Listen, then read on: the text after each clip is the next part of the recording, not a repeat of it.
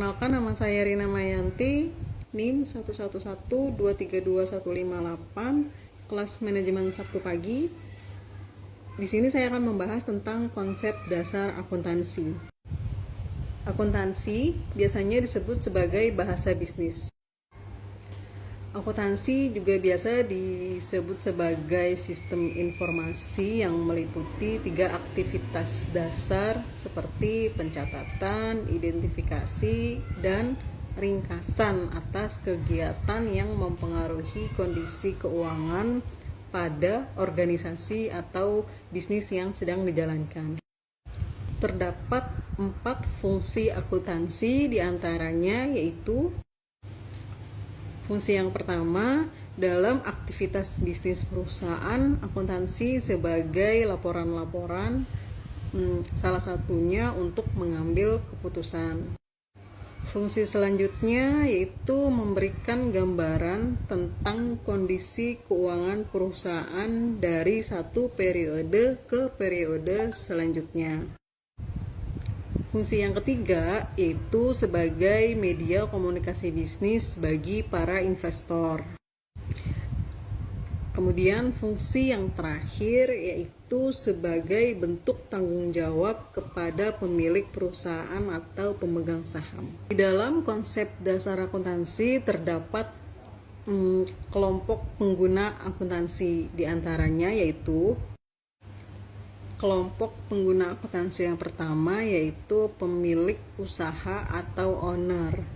Biasanya mereka menggunakan informasi keuangan ini untuk pengambilan keputusan apakah mereka harus tetap bertahan dalam kepemilikan usaha tersebut atau harus melepaskan kepemilikannya. Kelompok pengguna selanjutnya yaitu kreditor perusahaan. Biasanya mereka juga menggunakan informasi keuangan ini untuk pengambilan keputusan juga apakah pihak mereka akan memperpanjang pemberian kredit perusahaan atau harus menolaknya. Kelompok selanjutnya yaitu pemerintah. Biasanya pemerintah menggunakan informasi keuangan ini sebagai dasar dalam penetapan besaran pajak dan lain sebagainya. Setelah pemerintah ada karyawan. Biasanya karyawan membutuhkan informasi keuangan ini untuk melakukan negosiasi ke perusahaan dalam hal kontrak atau berbagai keputusan yang berkaitan dengan ketenaga kerjaan. Dan pengguna kelompok akuntansi yang terakhir yaitu pelanggan. Pelanggan ini biasanya juga menggunakan informasi keuangan ini sama seperti pemilik usaha atau owner ya untuk pengambilan keputusan. Namun yang berkaitan dengan kerjasama dengan perusahaan lain. Selanjutnya terdapat 3 jenis perusahaan, yaitu yang pertama perusahaan manufaktur, yang kedua perusahaan dagang, dan yang terakhir perusahaan jasa. Saya akan menjelaskan sedikit tentang perusahaan manufaktur. Perusahaan manufaktur ini mengubah bahan atau material dasar menjadi suatu produk yang akan dijual ke pelanggan. Contoh perusahaan yang tergolong dalam perusahaan manufaktur yaitu seperti PT Gudang Garam. PT Gudang Garam ini produk utamanya yaitu rokok. Dan contoh perusahaan selanjutnya yaitu PT Unilever. PT Unilever ini memproduksi barang-barang konsumsi seperti sabun, shampoo, pasta gigi, dan yang lain sebagainya.